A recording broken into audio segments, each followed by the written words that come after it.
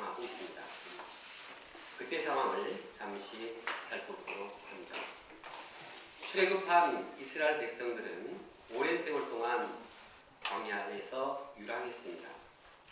광야 생활을 끝난 후에 하나님께서는 가나안 땅을 향해서 약속의 땅을 가도록 진군 명령을 하셨습니다.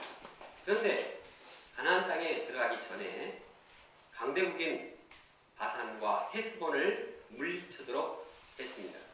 그래서 이스라엘은 바산 왕과 또 헤스본 왕을 물리치고 이제 가나안 땅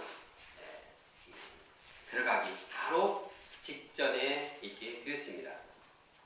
이때 하나님께서 이 과정 가운데서 어떻게 이스라엘을 도우셨는가 본문을 통해서 생각해 보고자 합니다.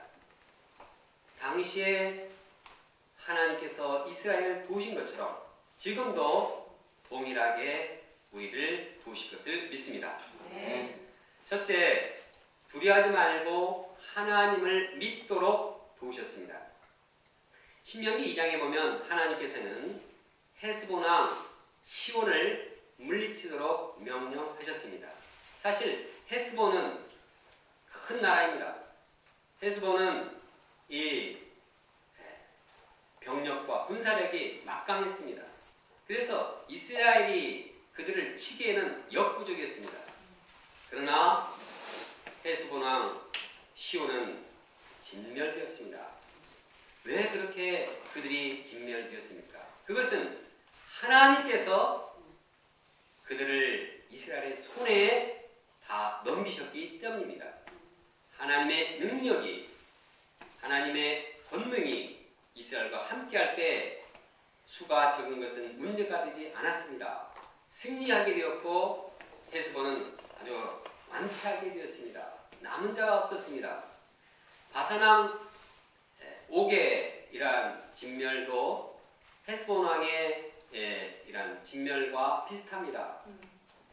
바산왕 역시 아주 굉장히 힘이 센 이러한 군사력을 가지고 있었습니다. 또 그들의 성읍이 60개였습니다. 성벽은 아주 높게 쌓여져 있었기 때문에 결코 난공불락처럼 무찌르기 힘든 곳이었습니다.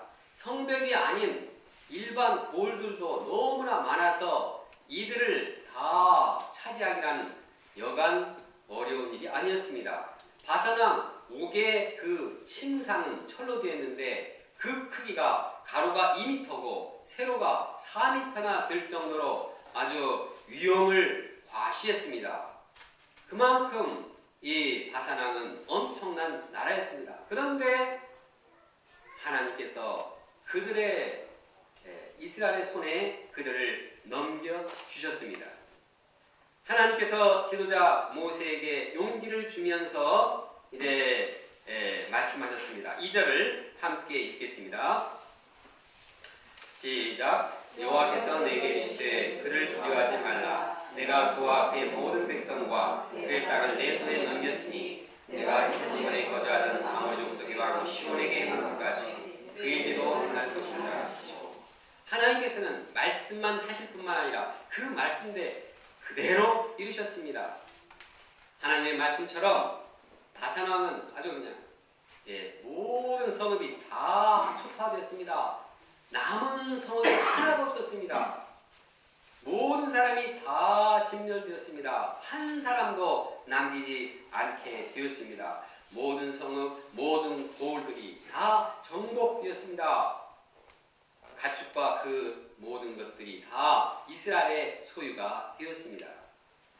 하나님께서 이렇게 그 두 왕국을 멸망하신 데는 이유가 있습니다. 그것은 그들의 죄악이 심히 컸기 때문입니다. 하나님 보시기에 그들의 죄는 너무 커서 용서받을 수 없을 정도까지 되었습니다. 그래서 하나님께서는 이스라엘을 통해서 이스라엘을 심판의 도구가 되게 하셔서 그들을 완전히 다 진멸하신 것입니다. 한편 이스라엘이 거둔 승리가 얼마나 충격적이었는지 그 가나안 주변의 모든 족속들이 이 소식을 듣고 충격을 받아서 아주 쓰러질 지경이 되었습니다.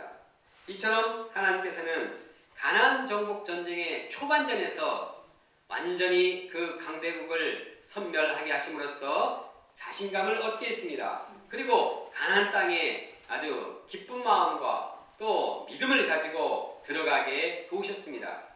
여기서 이스라엘 백성들이 승리하기까지 하나님께서 그들을 어떻게 도우셨는가를 생각해 봅니다. 무엇보다도 하나님께서는 지도자 모세에게 용기를 주셨습니다. 그래서 그에게 두려워하지 말라 하고 그를 위로하시고 도전하도록 도우셨습니다. 이 말을 받은 지도자 모세는 자기도 두려워할 뿐만 아니라 여호수아와 또 이스라엘 백성 모두에게 두려워하지 말도록 이렇게 두려움을 제거시키고 있습니다. 왜 그렇습니까? 그것은 하나님께서 이미 승리를 정해놓으신 전쟁이기 때문입니다. 전쟁의 성패가 이미 결정이 났고 이미 승리하게 되었는데 그 전쟁이 왜 두려웠겠습니까? 전쟁의 승리의 확신이 있을 때 전혀 두려워하지 않게 되었습니다. 21절과 22절을 함께 읽어보겠습니다.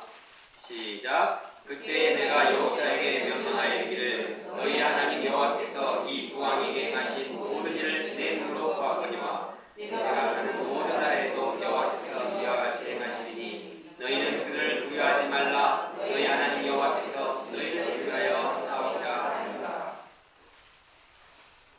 하나님께서는 지도자 모세, 지도자 여호수아뿐만 아니라 이스라엘 모든 사람들이 두려워하지 말고 그들을 위해서 싸우실 하나님을 믿게 도왔습니다. 무엇보다도 그들의 마음을 도왔습니다. 하나님께서 헤스본 왕 시온과 또 바산 왕 옥을 친 것처럼 앞으로도 계속해서 그들을 위해서 싸우실 그 하나님을 믿도록 믿음을 심었습니다. 이것이 하나님의 그들을 향한 도우심입니다. 이러한 도우심은 시대를 초월하여서 하나님께서 우리 삶의 전반에서 계속적으로 도우시는 방법입니다. 하나님께서는 어렵고 힘든 상황 앞에서 다른 무엇보다도 두려워하지 말고 하나님을 믿도록 도우시는 분입니다. 왜냐하면 하나님께서는 우리를 위해서 일하시고 우리를 위해서 싸우시고 우리를 승리로 인도하시는 분이기 때문입니다. 그 하나님을 믿도록 그렇게 도우시는 분이 하나님이십니다. 예를 들어 봅니다. 회당장 야이로는 죽어가는 딸을 예수님께로 인도하고 강구했습니다. 그런데 이제 시간이 지나자 이 회당장 야이로 딸이 완전히 죽어버렸습니다. 이 소식을 듣고 이제 죽었으니까 이 회당장 야이로는 완전히 절망하고 두려움이 엄습했습니다. 그리고 이제는 어쩔 수 없다 이렇게 생각했습니다. 그러나 예수님께서 그때 하신 말씀이 무엇입니까? 죽음의 그 한계 상황 가운데서도 예수님은 두려워 말고 믿기만 하라. 두려움을 제거시키고 믿음을 갖도록 했습니다. 왜 그렇습니까? 예수님께서는 죽은 아이도 살릴 수 있기 때문입니다. 죽음의 권세와 싸워서 이길 수 있기 때문입니다. 예수님은 그 말씀을 하시고 소녀에게 다가가서 말씀했습니다. 소녀야, 일어나라. 달리다 금. 그러자 소녀가 일어나서 걸어갔습니다. 이것이 예수님의 능력입니다. 이 능력의 주님께서 우리를 도우시고 우리를 위해 싸우시기 때문에 우리는 어떤 상황에서도 두려워하지 않고 믿음으로 나아갈 수 있는 것입니다. 다른 예를 다시 한번 봅니다. 예수님께서 이제 갈릴리 바다에 제자들과 함께 배를 타고 가는 도중이었습니다. 큰 폭풍이 이제 불어와가지고 거센 물결이 배에 들어와서 배가 가라앉을 지경이었습니다. 제자들은 막 두려움에 떨면서 막 죽음을 앞두고 우리는 죽게 되었다. 예수님이 옆에서 주무시게 계신데 막 예수님께 원망하면서 선생님이여 우리가 죽게 된 것을 돌아보지 아니하십니까? 하고 벌벌벌 떨면서 두려워했습니다. 예수님께서는 이러한 상황 가운데서 잠에서 깨어나셔서 그 광풍을 향해서 말씀하셨습니다. 잔잔하라. 그러자 광풍이 아주 조용해졌습니다. 그렇게 요동치던 파도가 아주 잔잔해졌습니다. 그때 예수님께서는 제자들을 책망하셨습니다. 왜 어찌하여 무서워하느냐 믿음이 없는 자들아. 예수님께서는 그들이 어떠한 광풍의 앞에서도 두려워하지 않고 주님을 믿는 믿음을 소유하기를 원하셨습니다. 이처럼 예수님께서는 우리가 어떠한 위기의 상황 가운데도 두려워하지 말고 믿음을 갖도록 도우시는 분입니다. 이것을 보면은 신명기 시대에 있어서나 신약 시대에 있어서나 어떤 시대에 있어서도 하나님께서 도우시는 방법은 두려워하지 말고 하나님을 믿도록 하라는 그 말씀인 것입니다. 지금도 주님은 위기의 상황, 어려운 상황, 극한 한계 상황이 있을 때 우리를 어떻게 도우십니까? 두려워하지 말고 우리를 위해서 일하시며 우리를 위해서 싸우시는 하나님을 믿으라. 이렇게 도우십니다. 우리가 학문을 감당하다가 너무 힘들 때가 있습니다. 직장생활 하다가 위기의 상황에 처할 때도 있습니다. 물질 문제, 가정 문제가 해결되지 않아 고민될 때가 있습니다. 건강으로 인해서 심히 힘들 때도 있습니다. 또 이런 문제들이 동시에 터져가지고 앞뒤가 꽉 막히는 상황에도 처하게 됩니다. 이때 우리는 염려하고 두려워하기 쉽습니다. 그러나 하나님께서는 이러한 우리를 도우시기 원하십니다. 어떻게 돕기를 원하십니까? 두려워 말라. 너희를 위하여 싸우시는 하나님을 믿으라. 우리가 두려워하지 않고 우리를 위해서 싸우시는 하나님을 믿을 때 그 믿음대로 주님께서는 우리를 도와주시고 우리를 위해 싸우시고 우리 인생을 승리로 이끄시는 것입니다. 우리를 두렵게 하는 대적 중에서 아주 굉장히 센 놈이 있습니다. 그냥 건강보다도 더 우리를 어렵게 하고 아주 힘들게 하는 아주 그런 원수가 있습니다. 그것은 바로 죄의 세력입니다. 죄는 우리를 한번 잡으면 놓지 않습니다. 마음속에 죄의 세력이 꿈틀거리고 있어서 언제든지 이것이 우리를 호시탐탐 노리며 우리를 죄의 유혹으로 빠져들게 합니다. 정욕과 물질욕과 시기심과 미움과 질투와 열등감과 이러한 죄의 요소들이 우리를 공격하고자 합니다. 그런데 우리 마음속에 뿐만 아니라 이 세상의 죄가 우리를 또한 공격합니다. 세상의 죄들이 호시탐탐 우리를 향해서 이 죄로 우리를 침범합니다.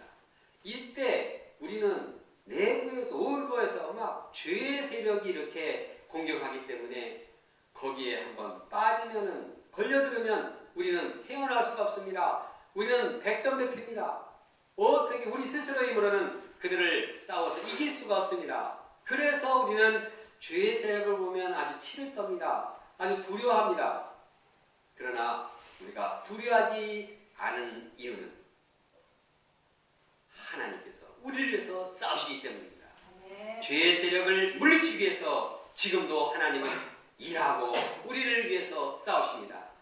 예수 그리스도 하나밖에 없는 자기의 아들 예수 그리스도를 보내심으로 죄의 세력을 물리치시는 분입니다. 우리는 그분을 믿음으로 말미암아 모든 죄의 세력을 다 짓밟고 이제 승리할 수 있습니다. 예수 그리스도를 믿을 때 우리는 죄의 모든 세력들을 물리칠 수가 있습니다.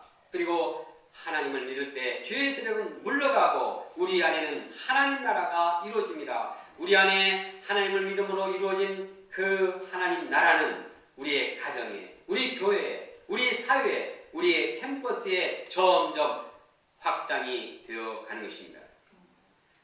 저는 과거에 풀타임 사역을 하면서 신학교를 다녔는데 영어 과정을 공부했습니다.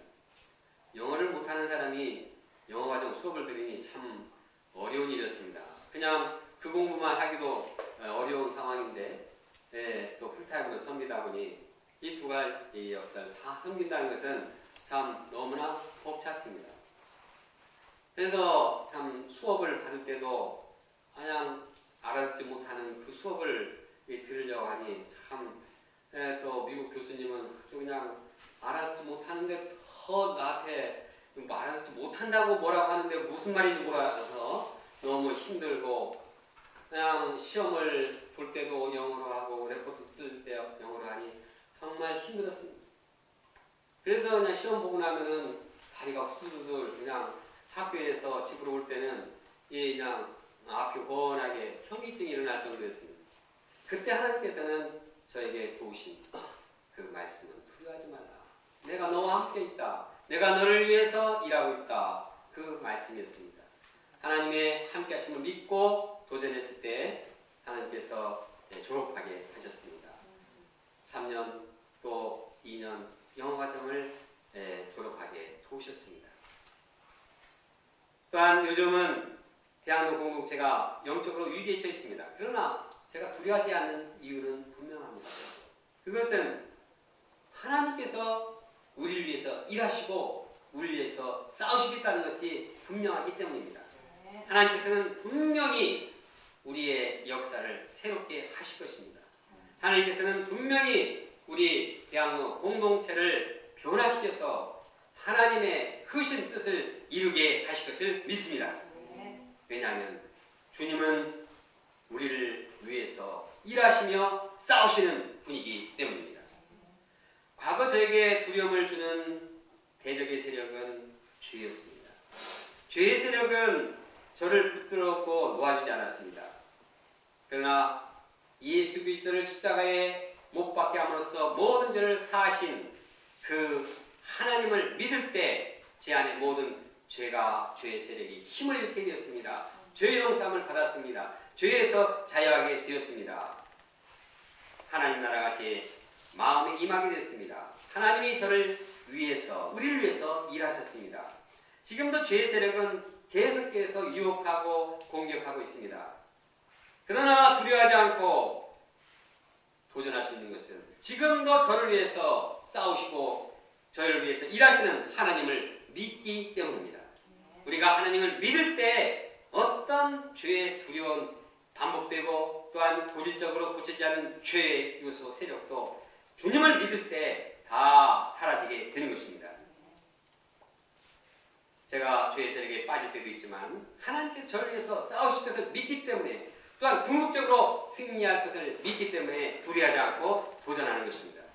우리가 죄의 세력을 두려워하지 말고 우리를 위해 싸우실 하나님을 믿고 죄로부터 승리하는 인생을 살아야 하겠습니다. 둘째, 축복을 받은 자가 앞장서서 축복을 먼저 받은 자가 앞장서서 싸우도록 했습니다. 이스라엘 백성들은 강대국 두 나라를 치고 그 땅을 얻었습니다. 그 땅은 아주 동쪽에 있는 넓은 땅이었습니다. 여기가 가나안이고 여기가 이제 가나안 서쪽이고 가나안 동쪽인데 여기가 바산 큰 왕이고 왕국이고 헤스본입니다. 이것을 다 이제 정복하고 여기가 이제 광야고 이쪽으로 올라가면서 정복하고 여기서 이제 이렇게 가나안에 들어가는 일정 상황입니다. 이 지역을 다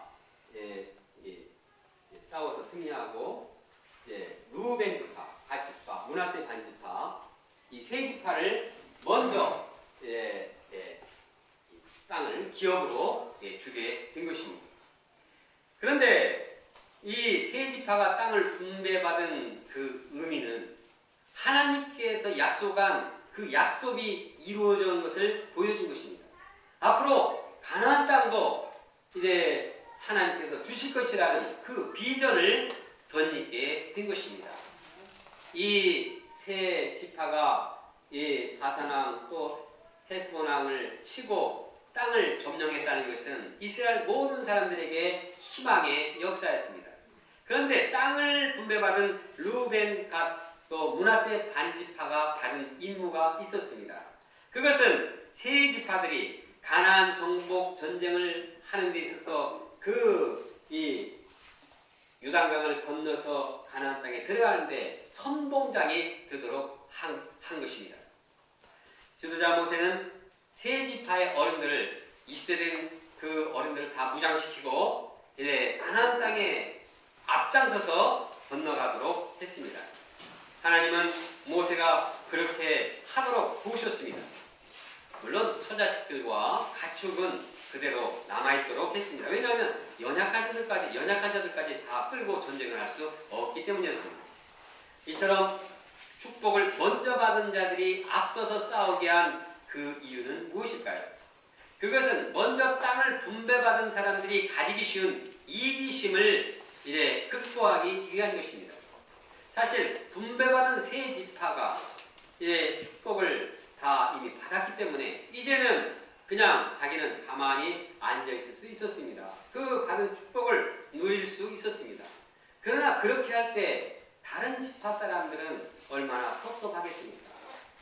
나는 내 땅 받았으니까 너희들은 니네들이 알아서 해라. 이렇게 하면 그들이 얼마나 마음이 섭섭하겠습니까? 똑같은 이 이스라엘 한 지파요.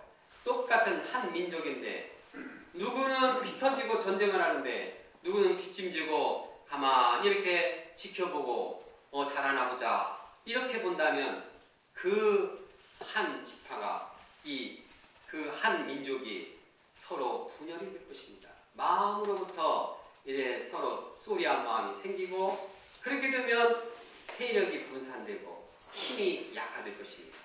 그러면은 이러한 마음 자세로 가나안 이 땅에 들어갈 때 힘이 없기 때문에 그 얼마나 위태로운 상황이 되겠습니까? 이러한 이 위기를 이제 지도자 모세 통해서 하나님께서는 먼저 축복을 받은 사람들이 가나안 땅의 선봉장에 서도록 도우신 것입니다. 그래서 이제 다른 지파들이 이 세 지파의 이러한 이 희생과 적극적인 헌신을 볼 때 힘을 얻었을 것입니다. 이 사람들은 다 얻었는데 이 사람들은 또 좋은 게 이미 얻었기 때문에 참 힘이 있고 아주 뿌듯하고 감사가 있었습니다. 그런 사람들이 앞에 나갈 때 다른 지파들도 희망을 갖고 또 힘을 얻고 하나가 되고 이제 가나안 땅 정복 전쟁의 일심으로 나아갈 수 있게 되었습니다. 이러한 역사를 우리는 어떻게 적용해야 하겠습니까? 먼저 구원을 받고 먼저 안식을 누린 우리들이 아직 구원 얻지 못한 다른 분들을 위해서 선봉장이 되어서 희생하고 적극적으로 헌신해야 함을 배우게 됩니다. 나는 구원 받았으니까 이제 다른 사람이 구원을 받든지 말든지 나는 알 바가 아니다. 다들 자기 떡은 자기가 알아서 챙겨라. 이렇게 말한다면 어떻게 될까요? 이것은 먼저 축복을 받은 자로서 아주 이기적이고 자기중적인 생각입니다. 목자 이런 모습을 보는 양들은 감동을 받기는커녕 냉랭한 마음이 생길 것입니다. 그들의 희생이었고 그들의 헌신한 모습을 보지 못할 때 그리고 자기는 힘들고 자기는 이제 전쟁을 영적인 전쟁을 치러야 되는데 그냥 뭐 잘하나 보자 옆에서 이렇게 구경꾼처럼한다고 하면 얼마나 힘이 떨어지겠습니까? 그러므로 구원을 먼저 받은 자들은 구원 역사의 선봉에 서서 다른 사람보다 더 희생적으로 더 헌신적으로 최선을 다해야겠습니다. 네. 다른 양들이 구원을 얻기까지 내가 먼저 이들을 위해서 희생하겠다 이런 각오를 하고 도전해야겠습니다. 하나님께서 우리를 다른 사람보다 먼저 구원을 얻게 하는 것은 우리만 위한 것이 아니라 이제 구원을 받을 사람들 위해서 먼저 희생하고 적극적으로 도전하도록 한 것임을 명심해야 하겠습니다. 셋째, 새 시대의 후계자를 세우도록 도우셨습니다. 이제까지 모세는 이스라엘 백성들을 약속의 땅 가나안으로 인도하기 위해서 모진 고난과 역경을 다 감당했습니다. 얼마나 어려움이 많았습니까? 광야 생활이 얼마나 힘들었습니까?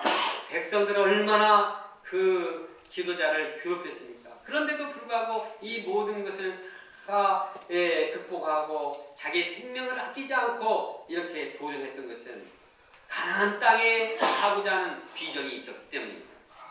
가나안 땅, 아름다운 땅, 약속의 땅, 거기 가서 이제 축복을 누리고 싶은 것이 모세의 간절한 소원이었습니다. 이제 가나안 땅을 앞에 두고 모세는 하나님께 한 가지를 간구합니다. 그것이 무엇입니까? 그것은 가나안 땅을 가게 해달라는 그러한 간구였습니다. 구함나니 나를 건너게 하사 요단 저쪽에 있는 아름다운 땅, 아름다운 산과 레바논을 보게 하옵소서. 이렇게 간절하게 하나님께 간구했는데 하나님께서는 모세의 간구를 아예 거절해버렸습니다. 그리고 다시는 그 말 하지 말라.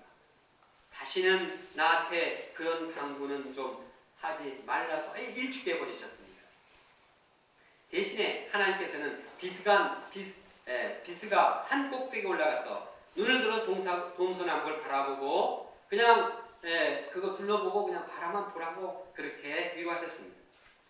그리고 나서 하나님께서는 모세에게 너가 가나안 땅에 가는 대신에 후계자 여호수아를 세우도록 이렇게 보셨습니다. 28절을 함께 읽겠습니다.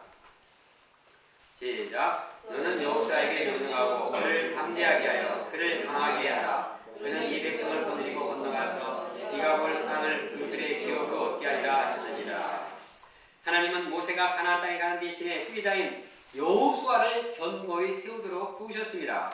이것이 모세를 비롯한 이스라엘을 향한 하나님의 도우심이요 하나님의 계획이었습니다. 즉 하나님은 지도자 모세를 계승해서 섬기는 지도자를 세우는 일에 마음을 두시고 일을 이루어 나가셨습니다. 왜냐하면 후계자를 세우는 일은 새 세대를 준비하는 데 있어서 가장 중요한 일이기 때문입니다. 만약에 모세를 대신할 후계자가 없다면 어떻게 되겠습니까? 있어도 히즈기야의 이러한 변변치 못한 후계자가 되면 어떻게 되겠습니까? 모세가 이룬 하나님의 역사는 거기에서 단절될 것입니다. 그러므로 하나님께서는 후계자 여호수아를 견고히 세워서 하나님의 축복의 역사를 계승하도록 도우신 것입니다. 하나님께서도 그 아들 예수 그리스도를 통해서 이루신 역사를 계승하도록 후계자, 제자 양성에 힘쓰셨습니다. 그래서 예수님께서 심혈을 다한 일 중에 하나는 후계자, 제자를 양성하여 세우는 일이었습니다. 결국 그들이 하나님의 역사를 대신했고 복음이 세계로 펼쳐 나가는데 일을 하게 되었습니다. 이를 볼 때 하나님께서는 새로운 세대를 준비하기 위해서 다른 무엇보다도 무엇을 도우시는가? 역사를 계승할 후계자를 양성하도록 하신 것입니다. 우리 대학로 역사도 마찬가지입니다. 하나님께서 우리를 도우실 때 새 시대의 일을 개성하고 발전시킬 후계자를 양성하기를 원하십니다. 만약에 새 시대가 다가오는데 이제 개성하고 발전시킬 후계자가 없다면 우리를 통한 하나님의 역사는 단절될 것입니다. 각 요에 후계자가 쓰면 어떻게 됩니까? 그 요회가 언제 있었는지 일정 기간 동안 있다가 흔적도 없이 다 사라질 것입니다. 한동안 있다가 사라지는 역사는 얼마나 허무합니까? 그러나 각 요에 훌륭한 후계자를 세울 때 그 역사는 계승되고 확장이 될 것입니다. 하나님께서 우리 후계자를 세우신 일을 도우시고 계십니다. 우리가 이러한 하나님의 도우심에 발맞춰서 우리 목자들은 영적인 후계자들을 양성하는 데 힘을 써야 하겠습니다. 결론적으로 하나님께서는 이스라엘이 가나안 땅에 들어가기까지 여러 가지로 도우셨습니다. 먼저 하나님께서는 그들이 어떤 위기의 상황에 있어도 두려워하지 말고 하나님을 믿도록 도우셨습니다. 또한 먼저 축복을 받은 자들이 선봉장에 서서 전쟁을 앞서서 싸우도록 했습니다. 또한 그 시대 새로운 세대 후계자를 세우도록 도우셨습니다. 당시 하나님께서 그들을 도우신 것처럼 지금도 우리를 그와 같이 돕고 계십니다. 그러므로 우리가 하나님의 도우심을 받아서 어떤 상황 가운데서 두려워하지 않고 하나님을 믿고 도전하기 원합니다. 구원받은 우리들이 구원받지 못한 분들을 위해서 헌신적으로 앞장서서 희생하는 종들이 되기를 원합니다. 새 시대를 섬길 후계자 제자 양성을 이루는 데 힘써야 하겠습니다. 다 같이 22절 말씀을 함께 읽겠습니다. 시작. 너희는 그들을 두려워하지 말라. 너희 하나님 여호와께서 친히 너희를 위하여 싸우시리라. 기도하겠습니다. 감사하신 하나님 아버지, 주님께서는 우리를 위해서 친히 싸우십니다. 주님께서 친히 싸우시는데 우리가 왜 두려워합니까? 두려워할 이유가 없습니다. 두려워할 필요가 없습니다. 주님께서 우리와 함께 하심으로, 주님께서 우리와 동행하심으로 우리가 믿음으로 주님께 나아갑니다. 주님께서 우리의 모든 마음을 받아주시고 강건하게 하시고 두려움을 얻게 하시며 주님의 영광을 받게 도와주시옵소서. 성령께서 우리의 심령 가운데 함께 하셔서 담대하게 우리가 나아가며 이제 믿음으로 이제 모든 어려움에 도전할 수 있도록 인도하여 주시옵소서. 모든 것을 주님께 부탁합니다. 예수님의 이름으로 기도합니다. 아멘.